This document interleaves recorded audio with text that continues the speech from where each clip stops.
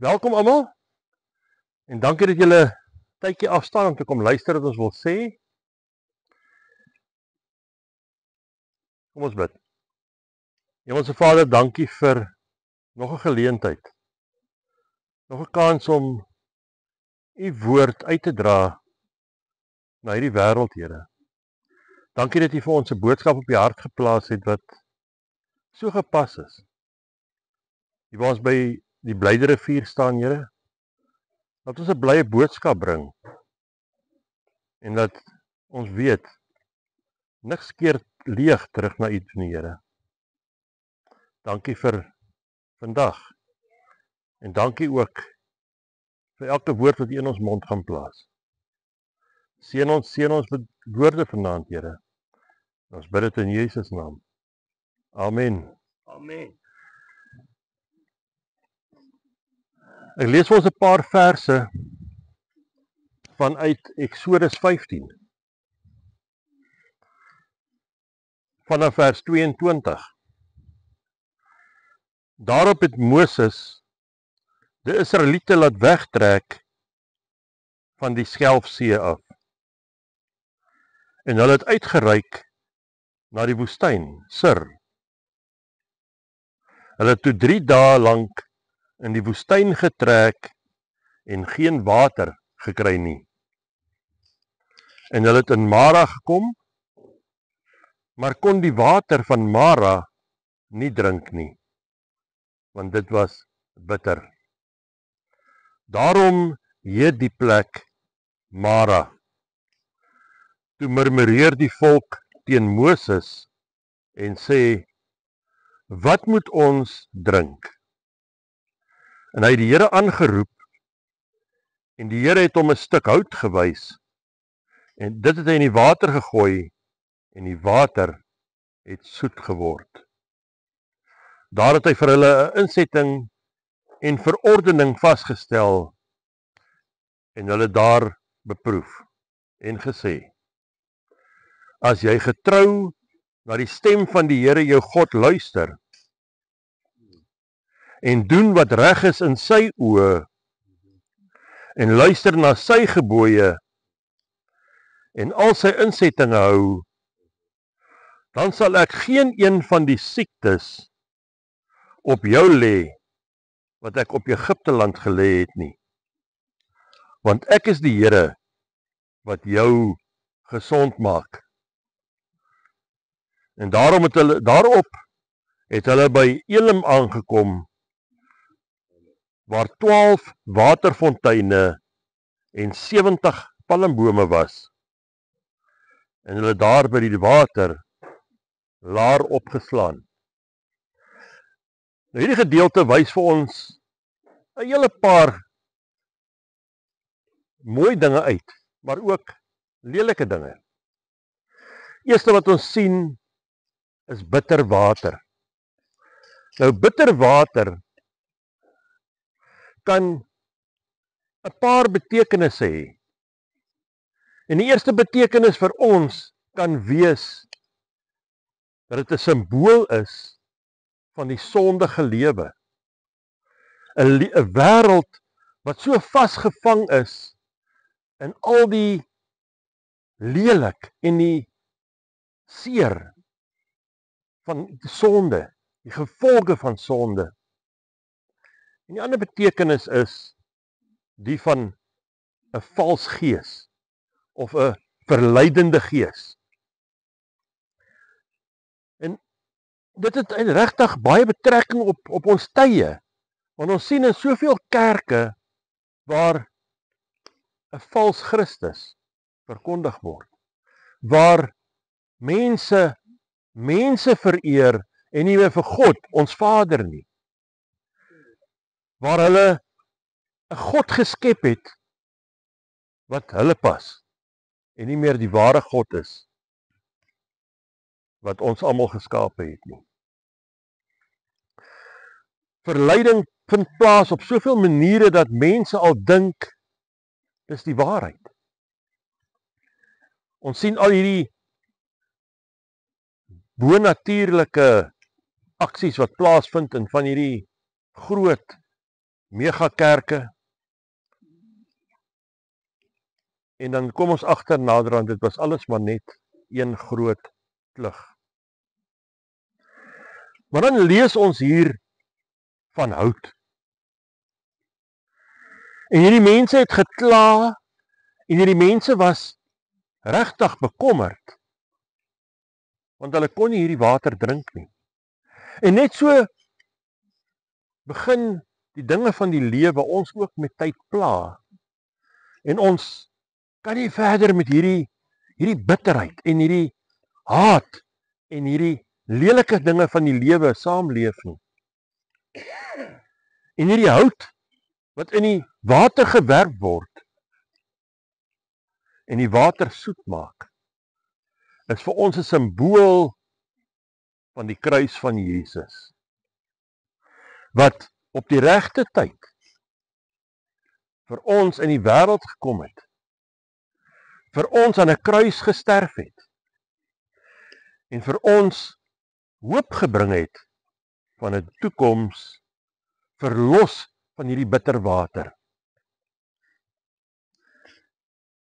As ons by Christus uitkom, en ons ou lewe aflê, en nie meer vashou aan al hierdie dinge van die wêreld nie, dan maak Jesus vir ons 'n belofte. En die eerste deel daarvan lees ons in Johannes 4. Toe Jesus by 'n put gesit het in Samaria, en hy met 'n vrou gepraat het daar, en hy vertel vir haar van water, wat die ewige dors sal les. En ons lees so 'n paar verse hier van vers 14 af in Johannes 4. Kom ons maak dit vers 13. En Jesus antwoord en sê vir haar, elkeen wat van hierdie water drink, sal weer dors kry. Maar elkeen wat drink van die water wat ek hom sal gee, sal in der ewigheid nooit dors kry nie. Maar die water wat ek hom sal gee, sal in hom word 'n fontein van water wat opspring tot in die ewige lewe. Die vrou sê vir hom, Here, gee my daardie water, sodat ek nie dors kry en hier hoef te kom skep nie. 'n Wonderlike belofte wat Jesus maak, al besef sy nie op daai stadium werklik waaroor dit gaan nie. Maar die belofte is daar. En vandag hou dit vir ons baie meer in as wat dit dalk vir haar ingehou het op daai oomblik. Want ons sien die groter prentjie. En dan weet ons, hierdie water waarvan Jesus praat, is nie water soos in die Blyde rivier hier agter ons nie. Maar dit is die Heilige Gees, wat Jesus kom uitstort het vir ons, en wat ons kom vervul, wanneer ons hom innooi, wanneer ons tot redding kom. Want ons weet, sonder die Heilige Gees kan ons niks doen nie. Sonder die Heilige Gees is ons lewe eintlik maar net 'n leë dop. Maar wanneer ons gevul is met hierdie Heilige Gees, dan vloei hy in en deur ons soos lewende water, strome lewende water, wat ander mense kan verryk en kan aanraak en kan uithaal vanuit hierdie stormagtige vloede en bitterwater van die wêreld. En ons lees hier in Johannes 7, net so 3 verse hier van vers 37 af, en hy sê, en op die laaste dag, die groot dag van die fees, het Jesus gestaan en uitgeroep en gesê, as iemand dors het, laat hom na my toe kom en drink. Hy wat in my glo, soos die skrif sê, strome van lewende water sal uit sy binneste vloei. En dit het hy gesê van die Gees, wat die sou ontvang, wat in hom glo. Want die Heilige Gees was daar nog nie, omdat Jesus nog nie verheerlik was nie. Nou, vir Jesus, om verheerlik te word, moes hy eers sterf. Moes hy eers uit die dood opgewek word, deur die Heilige Gees. Moes hy opvaar na die Vader in die hemel, sodat hy vir ons hierdie Gees kon stuur.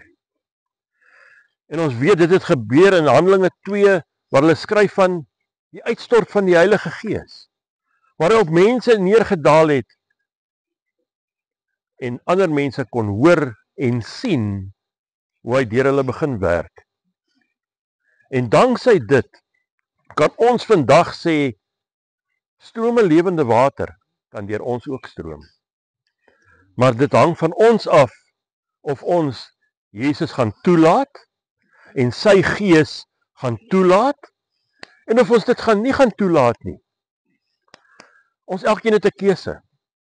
Maar ons moet onthou, die dag wanneer jy volkome oorgee aan die Here, dan behoort jou lewe nie meer aan jou nie. Jy is nie meer in beheer van jou eie lewe, en jou eie denke, en jou eie wil nie. En dis waarom die Here vir ons sê, die mense moet sy verordeninge begin uitleef. En dis waarvoor Jesus vir ons gesê het, hy het nie die wet kom wegvat nie, maar hom kom vervul, sodat die wet in ons kan inkom. En ons nie nodig het om elke wet presies te onderhou nie, maar dat dit deel word van ons lewe, 'n heilige lewe in Christus. Daai heilige lewe is belangrik. Want Petrus skryf tog vir ons, wees heilig, want ek is heilig. Nou, hoe kan ons 'n heilige beeld uitdra, as ons nog soos die wêreld lyk? As ons nog soos die wêreld klink? As ons nog soos die wêreld doen? Ons moet anders lyk. Ons moet anders klink. Ons moet ook anders ruik. Want die Bybel sê tog duidelik vir ons, dat ons 'n reuk afgee. Vir sommige mense, die wat gered is, 'n reuk tot die lewe. Maar vir die wat ongered is, 'n reuk tot die dood. En dit is waarom mense ons so haat. Dit is waarvoor mense ons so teestaan in wat ons doen, wanneer ons in Christus is. En ons lees hier in Romeine 14, vanaf vers 7 tot 9, want niemand van ons leef vir homself nie, en niemand sterf vir homself nie. Want as ons lewe, leef ons tot eer van die Here. En as ons sterwe, sterf ons tot eer van die Here. So of ons dan lewe, en of ons sterwe, ons behoort aan die Here. Want hiervoor het Christus ook gesterwe, en opgestaan, en weer lewend geword, om oor dode, sowel as lewende, te heers. Belangrike woorde. Maar wat gaan ons doen omtrent dit? Wat gaan ons besluit wees in die lewe aangaande God se insettinge? Wat gaan ons doen aangaande Jesus wat vir ons kom sterf het? Wat vir ons 'n pad kom oopmaak het om versoen te kan raak met God ons Vader. Dat ons sonde weggewas kan word. Soos wat hierdie rivier hier wegloop, so vloei ons sondes van ons af weg, en God gaan roep dit nie terug nie. Hy vergeet dit. Die duiwel onthou jou verlede. Die duiwel onthou wat jy in die verlede verkeerd gedoen het. God doen dit nie. Wanneer hy jou gered het, en sy volkome skoon gewas met die bloed van Jesus. En daarom staan ons elkeen voor 'n belangrike keuse in die lewe. Wat gaan ons doen? Wie gaan ons aanhang?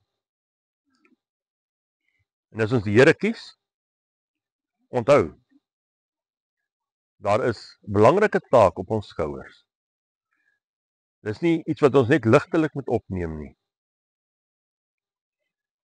Maar ons moet erns hê met God en sy saak. En laat hierdie boodskap, ja, dis nie 'n lang boodskap nie, maar laat hy vir ons iets in ons wakker maak. En ons net weer laat besef, dalk moet ons net gaan stil raak. Dalk moet ons net weer 'n bietjie gaan luister. Wat sê die Vader vir ons? En gaan luister. Wat wil die Heilige Gees hê moet ons doen? Amen. Hemelse Vader, baie dankie.